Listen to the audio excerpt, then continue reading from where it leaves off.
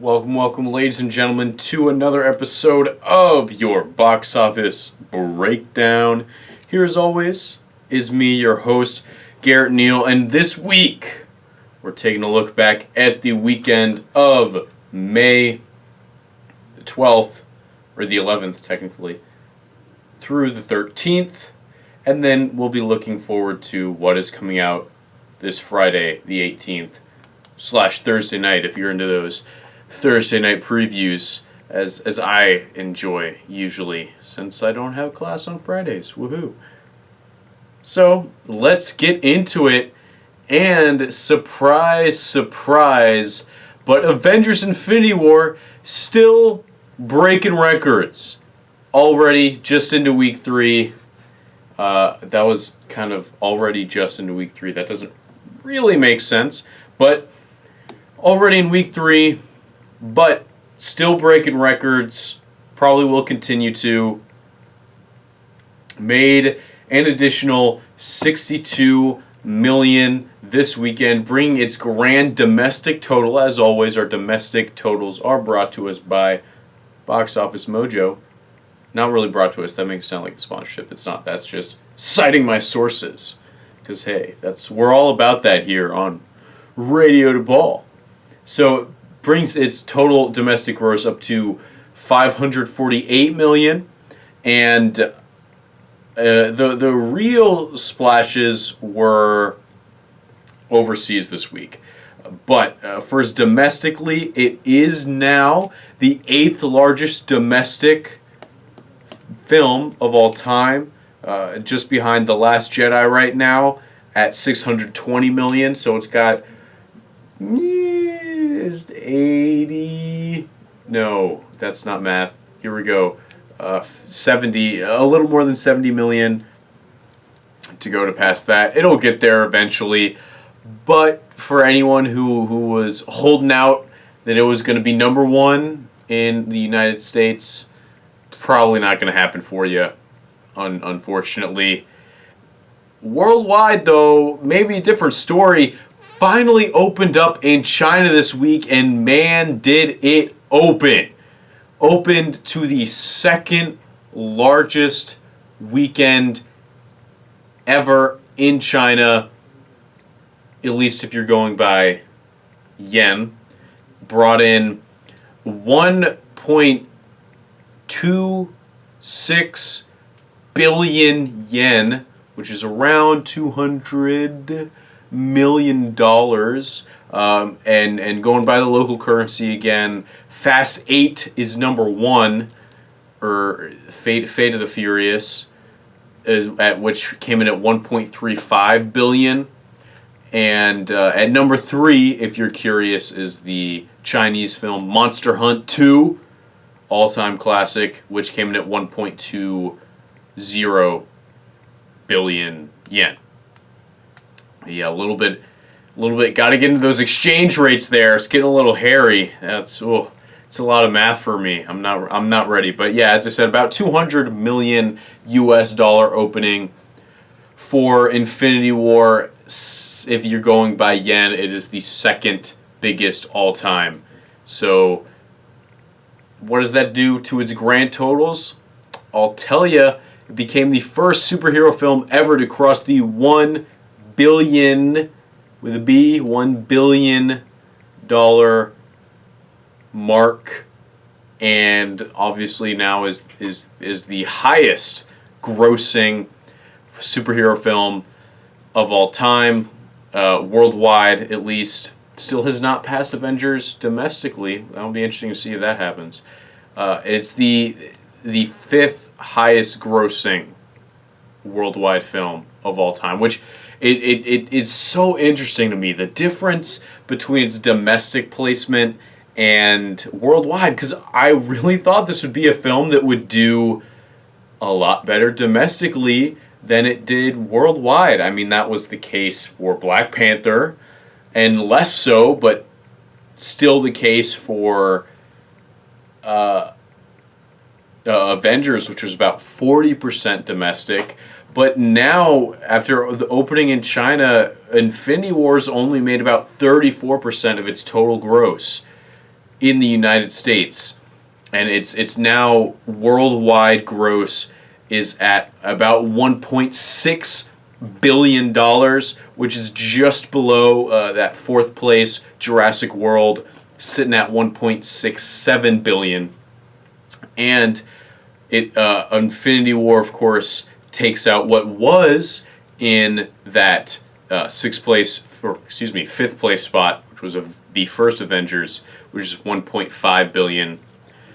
Phew, still making moves week 3, but it's going to be very interesting to see what it does next week. It's getting some stiff comp, if you know what I'm saying. That competition. But before we get into that, let's get through the remainder of this past weekend's box office. At number 2, we had one of our new wide releases, Life of the Party, the Melissa McCarthy film, going back to college, kicking it with the kids, made $17.8 million, which was certainly on the lower end of expectations. Last week we had that one projected to get around 19-ish, 20 million, around that mark. Didn't quite get there, so that's probably a little bit of a disappointment. It didn't get the super hot ratings. Had a B cinema score, 5.4 rating on IMDb, 45 Metacritic rating, 39% critics rating, and only a 56 audience rating on Rotten Tomatoes. Probably not what they wanted. Meanwhile, Breaking In made $17.6 million, which was way ahead of the 13 million that the long-range forecast was set for, or the opening weekend last week at Box Office Pro, and certainly good when you take a look at the fact that it's a reported budget is $6 million, so they're doing just fine on that one, despite the fact that this one actually got even worse ratings than did Life of the Party. We also got a B cinema score, only a 4.9 on IMDb, 42 cinema. Come on, Garrett. 42 Metacritic, 26% critic rating on Rotten Tomatoes, and then only a 30% audience rating as well. I mean, yeesh. Not doing super hot. I will expect this to drop off dramatically next week, but they already made their money back and probably their marketing budget and then some. So Universal Studios probably not too mad about this one, working out all right. I did not check out either of these films this weekend. I did not make it to the theater this weekend, which is incredible. I had tried to been doing 2 every weekend. Then the last 3 weeks it was 1, and this week I didn't make it to the theater for 1. I did see a new film. I saw 8th Grade, which I'll talk about at the end of the show if we have time. That's one from Bo Burnham, which is very interesting. Had a nice. There was just hosted a screening here at DePaul University. It was a very interesting film. But moving on to number 4 in week 2, Overboard, dropping 33% from last week, which isn't too bad. Brought in $9.8 million this week, bringing its total gross up to $29.3 million. That one's, you gotta give that gross, even though I thought this looked pretty stupid, being honest. I have seen the original one, didn't really like that much either. Frankly, just the idea of this film and its concept is very creepy to me and not something I find interesting. The idea that you're taking this person with amnesia and reinventing their life for them, what about all their friends, and what about their family, and there's repercussions for this that I don't think this film is going to touch on, and it's going to distract me as it did when I saw the original one. A while ago. I was like a kid when I saw the original one. Kurt Russell's great, Goldie Hawn great, but no, that just didn't do it for me. But nevertheless, it has gotten, I think, some solid audience buzz. Has a 75% audience rating on Rotten Tomatoes. So maybe some of that word of mouth's getting around, and people are coming to check it out after they've seen Infinity War a few times.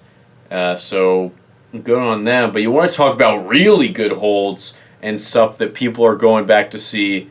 A Quiet Place still there in week 6 in 5th place, bringing in $6.5 million, dropping just 17% from last week.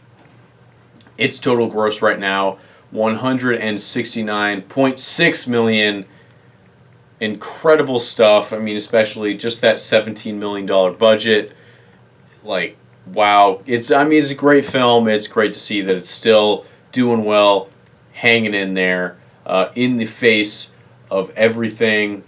And one other thing we got to note, Black Panther, 13th straight week in the top 10, came in at number 9 this week, bringing in another $2 million. Its total gross is now $696.3 million. That is a lot of money. And it's literally it's coming out on DVD this week, and it's still in theaters, and it's still doing very well, which blows my mind. But it's a good movie, man. What can I say? And honestly, domestically, I think it's going to be close between Infinity War and Black Panther. But it's just because, again, we got this competition coming up for Infinity War that Black Panther just did not have. There were very few hyped releases in between when Black Panther came out and when Infinity War came out. And the ones that were hyped kind of disappointed. I mean, Wrinkle in Time was one that had Disney behind it. And that one disappointed. They actually re-released it in theaters this week, just to try and recoup some losses. They added 1,600 theaters this week, and it made $1.1 million. Its total gross is at $96.8 million. That's just I think it's a lost cause. Sorry, guys. I really shouldn't be sorry for Disney, though. In 1 year, they've come out with 2 of the top 10 highest-grossing domestic films of all time, and 2 of the top 5 highest-grossing worldwide. Or no, 2 of the top. I don't remember where Black Panther is as far as worldwide goes, but it's close. It's got Black Panther's the 3rd highest grossing film of all time, right? I didn't forget that. No, it's 3rd highest domestic. I want to say. Why am I forgetting this? Yes, domestic. It is number 3. Worldwide, it's number 9. Okay, I knew it was number 3 somewhere. I just forgot about it. It's 30th all-time adjusted. That's actually pretty impressive. Okay. But, can't go yet because we do have our per-theater average, which was actually won once again this week by Infinity War, but that's lame, so we're going to take it number 2. Take a look at number 2, which was a film called Beast, which opened this week in 4 theaters and made $53,248, which is a per theater average of $13,312. Just a little bit behind Infinity War's per theater average of $13,875. Got that like 525 or 550 about difference there. And Beast, if you don't know, is a film written and directed by Michael Pierce about a troubled woman living in an isolated community who finds herself pulled between the control of her oppressive family and the allure of a secretive outsider suspected of a series of brutal murders. That doesn't sound very alluring to me. I don't know. Guess some people are into that, though. This judgment-free radio show. All right, with that, we will take our break and then come back. We will be talking about Deadpool 2, which is the big competition for Infinity War. And then, of course, have to deal with Solo next week. How will Infinity War react? What will the film's legs be? How will it stand? We won't answer those questions next, but we will answer, or at least guess, how much money Deadpool 2 will make this week, as well as Book Club and Show Dog. So stay right here with me, Garret Neal, your host, with the medium amount of stuff. I don't know, because they usually say host with the most, but yeah. I'm funny, I swear. Okay, well, let's take a break. Stay right here. This is Radio DePaul, Chicago's College Connection. Hey, welcome back, everybody, to welcome back to your box office breakdown. I'm Garret Neal. It hasn't changed in the last minute, but I feel like I should say it anyway, just in case someone just jumped in right now. And they want to know who this voice is that is speaking to them through the power of the internet. It's Garret Neal. Hello there, new listener. Anyway, you're also listening to Radio DePaul, Chicago's College Connection, as that lovely ID just told you. Let's talk about Deadpool 2. Deadpool 2 coming out this weekend. I'm seeing a double feature on Thursday night. I'm super excited about it. Gonna see the first one. Honestly, I've seen the first one twice. Second time I watched it, didn't hold up super well, but I haven't seen it in a while now, so or not a long time, but obviously. The second time I saw it was a month or so after it came out or something. But haven't seen it since then, so we'll see how I feel about it. And then I'll get to see a brand new film, the second one, right afterwards. And I don't really know what the buzz is on this one, because they strangely have not done any previews. I don't think there's no ratings out for it, so that doesn't show a ton of confidence, but still I don't think that will hurt the opening weekend too much. It is opening in projected 4,200 theaters. This is all from Box Office Pro now, not Box Office Mojo. A little bit of switch there. 4,200 theaters. Believe it will be setting the record for the largest or the widest opening for an R-rated film. It holds the record right now at 4,103 locations. So as long as Deadpool 2 beats that, which it is supposed to, it'll at least be in the most theaters. Whether or not it will make the most money, who knows? The first one was up there as far as the largest R-rated openings of all time. I forget where exactly it placed. Number 2 opening R-rated opening weekend of all time. Or no, the number 1 opening R-rated weekend of all time. Still, it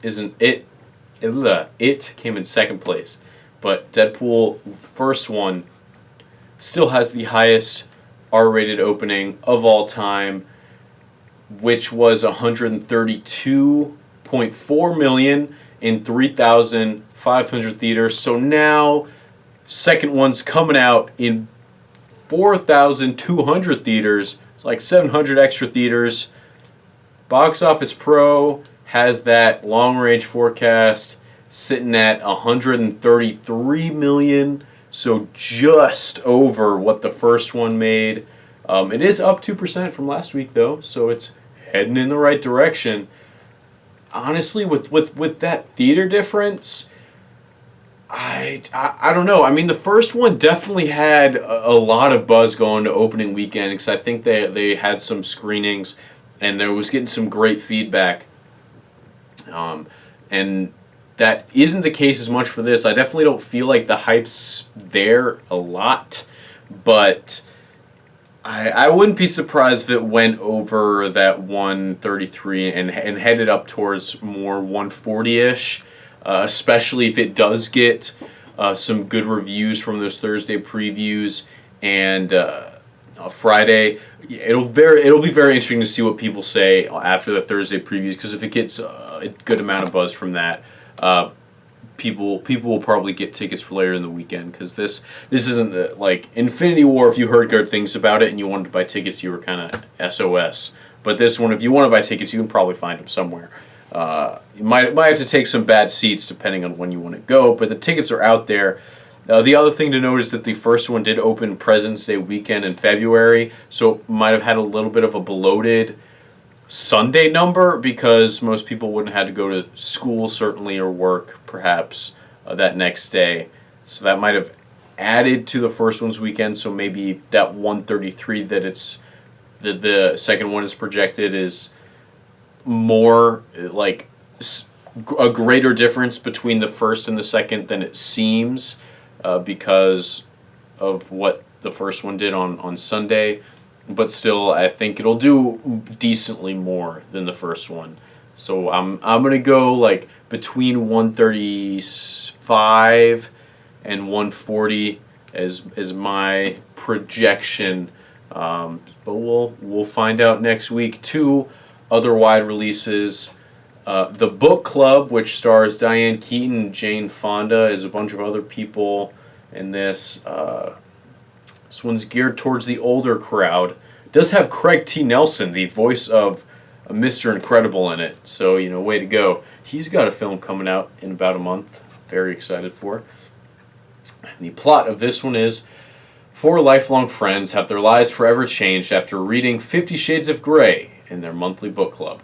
Yeah, So just when you thought the saga was over, there's a spin-off, not really, not directly related to 50 Shades, but I'm certainly not in the target demo for this one. But right now, it's supposed to open in about 2,500 theaters, project to open at a little under 10 million.